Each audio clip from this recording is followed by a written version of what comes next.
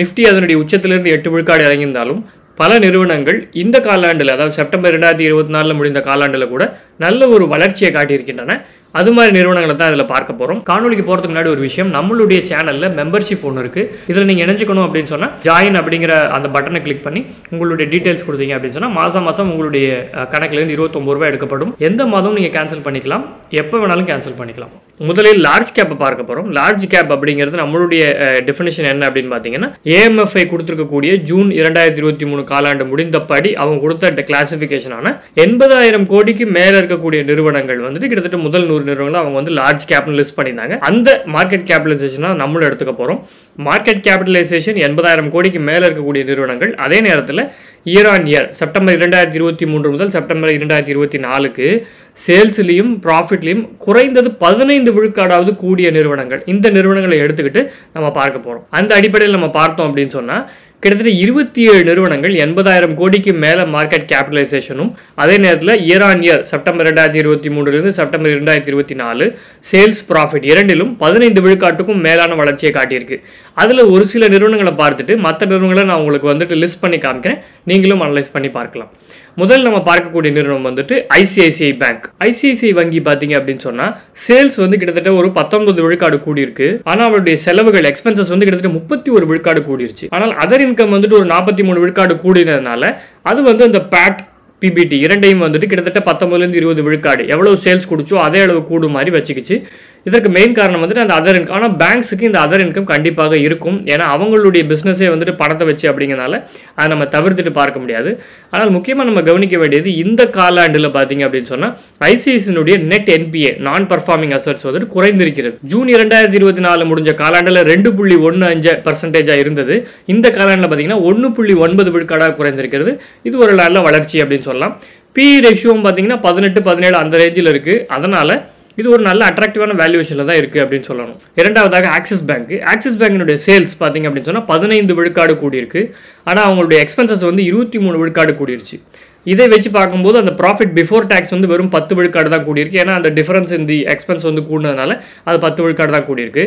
ஆனால் அவங்களுடைய tax expenses வந்து குறைஞ்சதுனால ப்ராஃபிட் ஆஃப்டர் டேக்ஸ் வந்து 19 விழுக்காடு கூடிருச்சு. இது வந்து பியூர்லி பேஸ்ட் ஆன் அந்த டேக்ஸ் எக்ஸ்பென்சஸ் குறைஞ்சதுனால. ஸோ சேல்ஸ் வந்துட்டு வளர்ந்ததை அவங்களால அப்படியே ப்ராஃபிட் பிஃபோர் டேக்ஸுக்கோ ஆஃப்டர் டேக்ஸுக்கோ பாஸ் பண்ண முடியல. ஓரளவுக்கு சுமாரான வளர்ச்சி அப்படின்னு நம்ம சொல்லலாம். ஆனால் இவங்க நெட் என்பிஏ வந்துட்டு ஜூன் 2024 காலாண்டுலையும் 0.34% இருந்தது. இந்த காலாண்டுலையும் பார்த்தீங்கன்னா 0.34% மெயின்டைன் ஆகுது. 0.34 அப்படிங்கிறது மிக மிக ஒரு நல்ல ஒரு ரேஷியோ. ஏன்னா மொத்தம் இருக்கக்கூடிய சொத்துக்களில் வெறும் 0.34% தான் வந்து நான் பர்ஃபார்மிங்காக இருக்குது அப்படின்னு சொன்னால் மேனேஜ்மெண்ட் குவாலிட்டியாக இருக்கட்டும், அவங்க கொடுத்துற அசட் குவாலிட்டி, லோன் குவாலிட்டி வந்து நல்லா இருக்குது அப்படிங்கிற மாதிரி அர்த்தம். பி ரேஷியோவும் பார்த்தீங்க அப்படின்னு சொன்னால் ஓரளவுக்கு மேனேஜபிளான ரேஞ்சில் தான் இருக்குது. ஸோ இது ஓகே தான். மூன்றாவதாக அதானி என்டர்பிரைசஸ், மிகவும் பிரபலமான நிறுவனம். அந்த நிறுவனத்துடைய சேல்ஸ் வந்து வெறும் 15 விழுக்காடு தான் கூடியிருக்கிறது. ஆனால் அவங்களுடைய ப்ராஃபிட் பிஃபோர் டாக்ஸும் ப்ராஃபிட் ஆஃப்டர் டாக்ஸும் பார்த்தீங்க அப்படின்னு சொன்னால் 200 விழுக்காடும் 660 விழுக்காடும் கூடியிருக்கு. அதற்கான முக்கியமான காரணம் என்ன அப்படின்னு பார்த்தீங்கன்னா அவங்களுடைய எக்ஸ்பென்ஸ் வந்து வெறும் 10 விழுக்காடு தான் கூடியிருக்கு.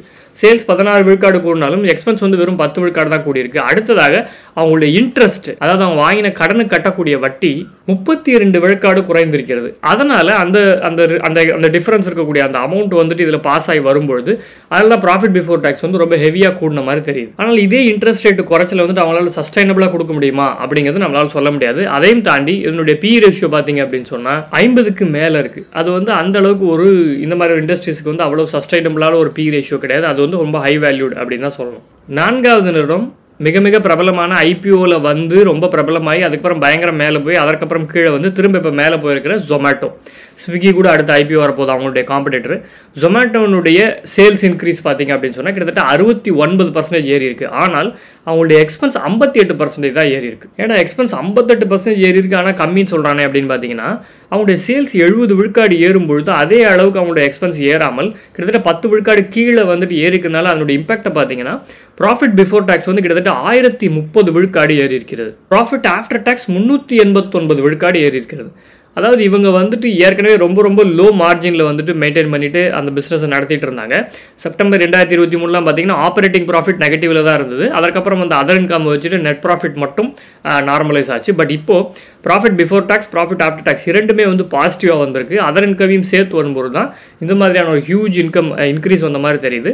பட் இது வந்து த்ரூ அவுட் த குவார்ட்டர்ஸ் வந்து சஸ்டைனபிளாக இருக்காது. இந்த அளவுக்கு வளர்ச்சி சஸ்டைனபிளாக இருக்காது. பட் அவங்களுடைய டாப் லைன் growth அவங்க பாட்டம் லைனுக்கும் பாஸ் பண்ண முடிஞ்சிட்டாலே போதும். இது ஒரு பெரிய விஷயமாக இருக்கும். என்ன இருந்தாலும் இவங்க இப்போ விற்கக்கூடிய பி 321 அப்படிங்கிற நம்பர் வந்து ரொம்ப ரொம்ப ரொம்ப ரொம்ப ஹை வேல்யூ. அந்த அளவுக்கு கொடுத்து எந்த ஸ்டாக்குமே ஒர்த்து கிடையாது. ஸோ இது நல்ல வேல்யூஷன் இருந்தாலும் இன்னும் ஃபியூச்சரில் எப்படி வளரும் அப்படிங்கிறத வச்சு மட்டுமே நம்ம அதனுடைய வேல்யூஷன் அதனுடைய பி ரேஷியோ எப்படி மாறுது அப்படிங்கிறத வச்சு நம்ம வந்து ஒரு நல்ல வேல்யூஷன் இருக்கா அப்படின்னு பார்க்கலாம். ஐந்தாவதாக ட்ரெண்ட். இந்த நிறுவனம் பார்த்தீங்க அப்படின்னு சொன்னால் சேல்ஸ் வந்து 40 விழுக்காடு ஏறி இருக்கு. அதே நேரத்தில் பார்த்தீங்கன்னா எக்ஸ்பென்ஸும் கிட்டத்தட்ட அதே அளவு ஏறி இருக்கு. பட் அவங்களுடைய ப்ராஃபிட் பிஃபோர் டாக்ஸும் ப்ராஃபிட் ஆஃப்டர் டாக்ஸும் 40லேருந்து 50 விழுக்காடு வரை ஏறி இருக்கிறது. இதற்கான காரணம் என்ன அப்படின்னு பார்த்தீங்கன்னா அவங்களுடைய இன்ட்ரெஸ்ட் இருக்குல்ல, அவங்க கட்டக்கூடிய வட்டி மிக மிக குறைந்திருக்கிறது. கிட்டத்தட்ட 60 விழுக்காடு குறைந்திருக்கு. ஆனால் இது வந்து சஸ்டைனபிளாகவும் இருந்திருக்கு அப்படிங்கிறது தான் ரொம்ப ரொம்ப முக்கியமான விஷயம். ஏன்னா போன செப்டம்பர்லாம் பார்த்தீங்கன்னா 90 கோடி இருந்தது. இந்த மார்ச்லேயும் அதற்கு அடுத்து வந்த செப்டம்பர்லையும் ஜூன்லையும் பார்த்தீங்க அப்படின்னு சொன்னால் அதிலிருந்து அப்படியே தொடங்கி 30 கோடியாக குறைந்து விட்டது. கிட்டத்தட்ட 1/3 அவங்க முன்னாடி கட்டிட்டதுலேருந்து அதை அப்படியே அவங்க மெயின்டைனும் பண்ணுறாங்க. ஸோ ஆப்வியஸ்லி இது அப்படியே அவங்களால சஸ்டைன் பண்ண முடியும். ப்ராஃபிட் மார்ஜினையும் அவங்களுக்கு பாஸ் பண்ண முடிஞ்சால் இது நல்ல ஒரு க்ரோத்தில் இருக்கும். வாட் எவர் த கேஸ், ட்ரெண்டும் வந்துட்டு பி ரேஷியோ 170 அந்த ரேஞ்சில் இருக்குது. அதுவும் ரொம்ப ஹைலி வேல்யூடு தான். அடுத்த நிறுவனம் வந்து ஹிந்துஸ்தான் ஜிங்க். அவங்களுடைய சேல்ஸ் பார்த்தீங்க அப்படின்னு சொன்னால் கிட்டத்தட்ட 21 விழுக்காடு ஏறி இருக்கிறது. ஆனால் எக்ஸ்பென்ஸ் பார்த்தீங்க அப்படின்னு சொன்னால் வெறும் 13 விழுக்காடு தான் ஏறி இருக்கிறது. அதனால் அவங்களுடைய ப்ராஃபிட் பிஃபோர் டாக்ஸும் ப்ராஃபிட் ஆஃப்டர் டாக்ஸும் 34 விழுக்காடும் 32 விழுக்காடும் ஏறி இருக்கிறது. இது வந்து ஒரு நல்ல growth. இதற்கான காரணம் என்னன்னா ஆப்வியஸ்லி அந்த எக்ஸ்பென்ஸ் வந்து எந்த அளவுக்கு அவங்களுடைய சேல்ஸ் குடிச்சோ அதே அளவு எக்ஸ்பென்ஸ் குறையாதனால அவங்களுடைய ப்ராஃபிட் பிஃபோர் டாக்ஸும் ப்ராஃபிட் ஆஃப்டர் டாக்ஸும் ஏறி இருக்கிறது. இது 23 பியில் வித்துக்கிட்டு இருக்கு. இந்த இண்டஸ்ட்ரிக்கு இது வந்து கொஞ்சம் அதிகமாக இருக்கும் அப்படின்னு நமக்கு தோணலாம். பட் இது ஓரளவுக்கு ரொம்ப அட்ராக்டிவ் பி இல்லை அப்படின்னாலும் ரொம்ப ஓவர் வேல்யூடும் இல்லை. அடுத்த நிறுவனம் வந்து டிஎல்எஃப். இந்த நிறுவனத்துடைய சேல்ஸ் பார்த்தீங்கன்னா கிட்டத்தட்ட 47 விழுக்காடு ஏறி இருக்கு. ஆனால் எக்ஸ்பென்ஸ் வந்து கிட்டத்தட்ட 60 விழுக்காட்டுக்கும் மேலே ஏறிடுச்சு. ஸோ இவங்க பண்ண சேல்ஸுக்கு அவங்களோட எக்ஸ்பென்ஸ் வந்து அதே அளவு ஏறாமல் அதோட கூடுதலாக ஏறி இருக்கிறதுனால ப்ராஃபிட் பிஃபோர் டாக்ஸ் வந்து இவங்களுடைய சேல்ஸ் கூடின அளவு கூடலை. அது வந்து 24 விழுக்காடு மட்டுமே கூடி இருக்கிறது. ஆனால் ப்ராஃபிட் ஆஃப்டர் டாக்ஸ் பார்த்தீங்கன்னா கிட்டத்தட்ட 122 விழுக்காடு கூடி இருக்கு. ப்ராஃபிட் பிஃபோர் டாக்ஸ் வந்து ரொம்ப கூடாததுக்கு காரணம் நம்ம ஏற்கனவே பார்த்த மாதிரி எக்ஸ்பென்ஸ் வந்து கூடி இருக்கிறது. ஆனால் ப்ராஃபிட் ஆஃப்டர் டாக்ஸ் கூடினதுக்கு மெயினான காரணம் என்ன அப்படின்னு பார்த்தீங்கன்னா டாக்ஸ் வந்து இந்த ஆண்டு நெகட்டிவ்ல இருக்கு அப்படின்னா என்னன்னா இவங்க ஏற்கனவே கட்டினதுக்கு ரீஃபண்டோ இல்லாட்டி போன காலாண்டுகள்லையோ வந்து அந்த இருக்கக்கூடிய நிதியாண்டுகளில் இவங்க வந்துட்டு அதிகமான அலோகேஷன் பண்ணிட்டு இது சரியில்லை, இது வந்து நம்ம கம்மியாக தான் டாக்ஸ் கட்ட போகிறோம், மிச்சத்தை வந்து திரும்ப ரிபேட் பண்ணிக்கிட்டு இவங்களுடைய அக்கௌண்ட்ஸ்குள்ளேயே கொண்டு வந்துட்டு இருக்கிறதுனால அந்த அமௌண்ட் வந்ததுனால ரொம்ப growth மாதிரி தெரியுது. பட் எனிவேஸ் growth வந்து ரொம்ப பெரிய growth இல்லை. அந்த அளவில் P52 அப்படிங்கிறது ரொம்ப அட்ராக்டிவான ஒரு பியும் கிடையாது. இறுதியாக வருண் பிவரேஜஸ், பெப்சி கம்பெனியுடைய மெயின் இங்கே ஒரு அந்த இருக்கக்கூடிய ஃப்ரான்ச்சைஸ் மாதிரி அப்படின்னு சொல்லலாம், பாட்லிங் கம்பெனி. அவங்களுடைய growth வந்து பார்த்தீங்கன்னா 20 to 24% across all segments, sales, expense, அப்புறம் profit before tax, profit after tax எல்லாத்துலேயுமே கிட்டத்தட்ட ஒரே மாதிரி கூடி இருக்கிறதுனால இது ஓரளவுக்கு டீசெண்டான ஒரு growth. பட் 73 அப்படிங்கிற பி வந்துட்டு ஓரளவுக்கு ஓவர் வேல்யூட்னு சொல்லலாம். பட் இந்த மாதிரி கம்பெனிஸ் வந்து எப்போவுமே ஓரளவுக்கு ஓவர் வேல்யூடாக இருக்கும்.